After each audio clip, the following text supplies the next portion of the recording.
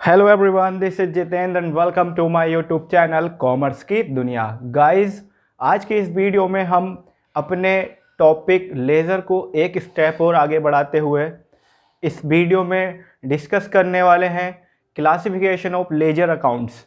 Guys, ये video इस topic की रूट है और इस टॉपिक को समझ लेना बहुत ही ज़रूरी है, क्योंकि मैनुअल अकाउंटिंग में इस टॉपिक की अपनी एक खासियत है कि जब आप फाइनल अकाउंट्स को प्रिपेयर करेंगे तो यहीं से आपने जो सीखा होगा तभी आप एक अच्छे फाइनल स्टेटमेंट तैयार कर पाएंगे। तो गाइस, इस वीडियो को पूरा देखिए और ध्यान से समझिए कि 1 बाय 1 पॉइंट के थ्रू आपको क्या समझाए जाने की कोशिश की जा रही है। गाइस, यहाँ पर मैं बात कर रहा हूँ क्लासिफिकेशन ऑफ लेजर अकाउंट्स की। इसका मतलब होता है कि लेजर अकाउंट्स जो प्रिपेयर किए जाते हैं उनको कितनी तरह से क्लासिफाइड किया जाता है। तो बेसिकली जब अकाउंट्स हमने टॉपिक पढ़ा था तो उसमें मॉडर्न अकाउंट्स हमने टाइप्स पढ़े थे, और मॉडर्न अकाउंटिंग के जो टाइप्स हैं वो हैं एसेट्स, लायबिलिटीज़, कैपिटल, रिवेन्यू या गेन, और एक्सपेंसेस या फिर लॉसेस। सो गाइज, यहाँ पर 5 टाइप से अकाउंट्स को क्लासिफाइड कर दिया गया था। जब हम इन सभी टाइप्स के अकाउंट्स को लेज़र में पोस्टेड करते हैं तब हमें यहाँ सबसे बड़ा इम्पोर्टेंट काम करना होता है। वो ये होता है कि किस टाइप के अकाउंट को किस तरह से क्लोज किया जाए, यानी कि अकाउंट की क्लोजिंग किस टाइप से करनी है जिससे उसके अकाउंट्स का नेचर पता चल सके, और यही इस वीडियो के थ्रू हम जान लेंगे। तो गाइज, यहाँ पर देखिए, ये 5 टाइप के जितने अकाउंट्स हैं यहाँ पर एसेट्स, लायबिलिटीज़, कैपिटल, रेवेन्यू या फिर एक्सपेंसेस, तो इनको 2 टाइप से कैटेगराइज किया जाता है लेजर अकाउंटिंग में। जब लेजर हम प्रिपेयर करते हैं तो इनको 2 टाइप से कन्वर्ट कर लेते हैं, और पहला नंबर पे जो अकाउंट्स हमारा जो बनता है लेजर में उसको हम परमानेंट अकाउंट्स के रूप में देख लेते हैं। परमानेंट अकाउंट्स कौन से होते हैं? Permanent accounts are those accounts which are long lasted. ये लंबे समय तक चलने वाले अकाउंट्स हैं, और इसमें कौन कौन से अकाउंट्स को शामिल किया जाता है? इसमें एसेट्स, लायबिलिटीज़ और कैपिटल अकाउंट्स को शामिल किया जाता है, या यूँ कहें जितने भी लायबिलिटीज़ और एसेट्स होती हैं वो सब परमानेंट अकाउंट्स के थ्रू रूप में देखी जाती हैं। लायबिलिटीज़ और एसेट्स को आप बैलेंस शीट में शो करते हैं, तो इसलिए यहाँ से एक चीज़ बिल्कुल क्लियर हो जाती है कि ये जो अकाउंट्स हैं इनको जो पोस्टेड किया जाता है जब लेजर में, तो इनको आसानी से हम बैलेंस शीट में ट्रांसफ़र कर सकते हैं थ्रू। लेकिन हमें ये पता होना चाहिए कि ये अकाउंट जब लेजर में क्लोज्ड किए जाएंगे, यानी कि इनकी जब अकाउंटिंग पीरियड में एंड डेट पर क्लोजिंग की जाती है तो उसकी पहचान क्या होगी, या फिर उन्हें किस तरह से क्लोज किया जाएगा। सो गाइज, जितने भी परमानेंट अकाउंट्स होते हैं, यानी all assets account, liabilities account और कैपिटल अकाउंट को जो क्लोज्ड किया जाता है वो किया जाता है बैलेंस कैरिड डाउन करके, यानी कि बैलेंस सीडी करके उनको क्लोज कर देते हैं at the end of accounting period. जो भी आपका अकाउंटिंग पीरियड है, जिस मंथ की अकाउंटिंग कर रहे हैं आप, तो उसके लास्ट में आप जो बैलेंस निकल के आता है, चाहे वो डेबिट बैलेंस हो या फिर क्रेडिट बैलेंस हो, तो वो किस तरह से हम क्लोज करते हैं? बैलेंस सीडी, यानी कि बैलेंस कैरिड डाउन के नाम से हम उसको बैलेंसिंग करते हैं, और यानी अकाउंट को क्लोज करते हैं। या फिर ये समझ लीजिए बहुत ही सरल शब्दों में, बिल्कुल सिंपल वर्ड्स में, कि जितने भी एसेट्स अकाउंट होते हैं, लायबिलिटीज़ अकाउंट्स होते हैं और कैपिटल अकाउंट जो होता है उसको बैलेंस सीडी करके क्लोज किया जाता है।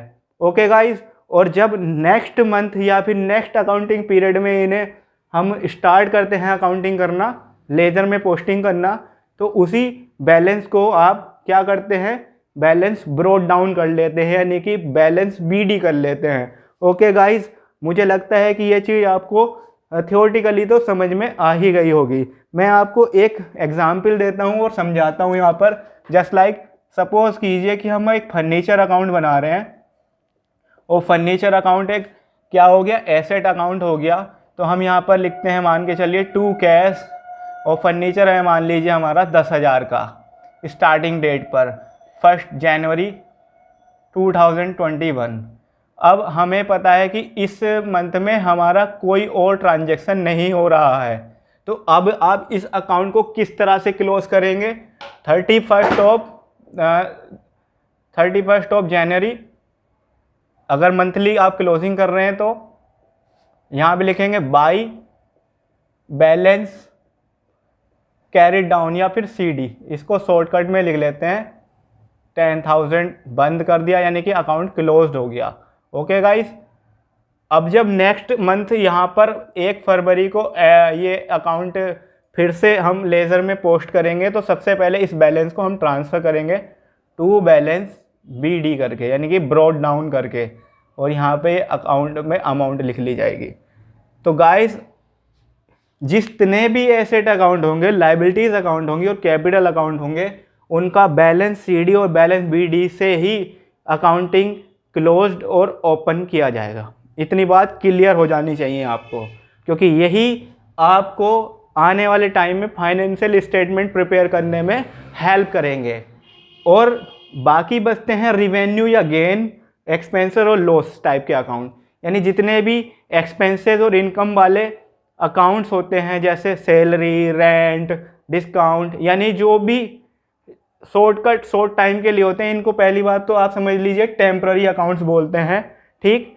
और ये टेम्प्ररी अकाउंट होने के कारण ही इनका ना तो कोई बैलेंस BD बचता है ना CD निकल, इनका कोई बैलेंस क्लोज नहीं किया जाता, बैलेंस CD BD के नाम से कोई बैलेंस क्लोज नहीं किया जाता इनका अकाउंट को, क्योंकि ये अकाउंट्स बैलेंस शीट को इफ़ेक्ट नहीं करते हैं, ये बैलेंस शीट में नहीं जाते हैं, ये कहाँ जाते हैं? ट्रेडिंग अकाउंट और प्रॉफिट एंड लॉस अकाउंट में।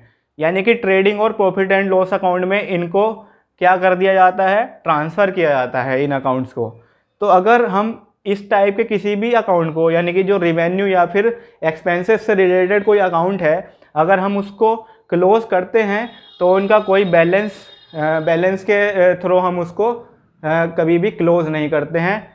वैसे तो आज की जो मॉडर्न अकाउंटिंग है, जब हम लेजर करेंगे अब, तो किसी भी बुक में आप देखेंगे तो सैलरी अकाउंट हो गया या कोई भी अकाउंट हो गया, उनको क्लोज ही नहीं किया जाता है, उनको किसी नाम से क्लोज नहीं करते हैं। जैसे सैलरी अकाउंट यहाँ पे मैं दिखा दूँ आपको, एक एक्सपेंस अकाउंट है, हाँ, तो सैलरी डेबिट होता है, सैलरी डेबिट टू कैश, तो यहाँ पे हम लिख देंगे टू कैश अकाउंट, ठीक। और मान के चलिए 5,000, और यहाँ पे इसकी कोई क्लोजिंग नहीं करेंगे, हम ऐसे ही लिखा छोड़ देंगे इसको, ठीक है।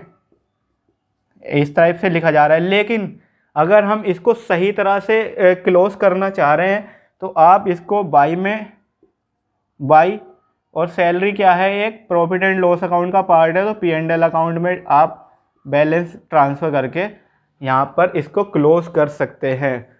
सो गाइज, ये कितना इम्पोर्टेंट है ये समझना, आपको ये जान लीजिए कि अगर आप सही लेजर अकाउंट को सही तरह से क्लोज करना सीख जाएंगे तो आपके लिए बेहद आसान हो जाएगा, बहुत ही आसान हो जाएगा क्या करना? फाइनल अकाउंट प्रिपेयर करना। आप trading account, profit and loss account और बैलेंस शीट को बहुत ही आसानी से प्रिपेयर करना सीख जाएंगे। सो गाइज, इस सेक्शन को बहुत ही अच्छे से समझिए, और हम आने वाली वीडियोस में एक एग्जाम्पल आपके साथ शेयर करेंगे, और सभी अकाउंट्स को प्रॉपर वे में पहले तो हम लेज़र करना सिखाएंगे आपको, लेज़र में पोस्टिंग डायरेक्ट करेंगे इस बार, और उसके बाद उन अकाउंट्स को हम क्लोज भी करके आपको दिखाएंगे कि किस तरह से हम इसको क्लोज करें। तब तक आप इस वीडियो को पूरा देख लीजिए, और साथ ही साथ इस वीडियो को अपने नोटबुक में नोट भी कर लीजिए, जिससे आप हैंड टू हैंड अपने नोट्स प्रिपेयर करें। साथ ही साथ समय आने पर, ज़रूरत पड़ने पर आप उन नोट्स को देख सकें, रिवाइज कर सकें और अपनी स्टडी को बेहतर बना सकें, और एक अच्छे और बेहतरीन अकाउंटेंट बन करके तैयार हो सके। So thank you so much guys, आपका इतना सपोर्ट हमें मिल रहा है, इसी तरह से हमें अपना सपोर्ट दीजिएगा। और ये मैनुअल अकाउंटिंग जो हमारा एक कोर्स है आपके लिए, ये बेहद ख़ास कोर्स है, इसको आप बहुत अच्छे से अपने लिए बेनिफिशियल बनाइए, और इससे आप अपनी अकाउंटिंग स्किल को और ज़्यादा निखारने की कोशिश कीजिए। इसी तरह से हम आपके साथ बने रहेंगे, और समय समय पर नई नई वीडियोस आपको प्रोवाइड कराते रहेंगे।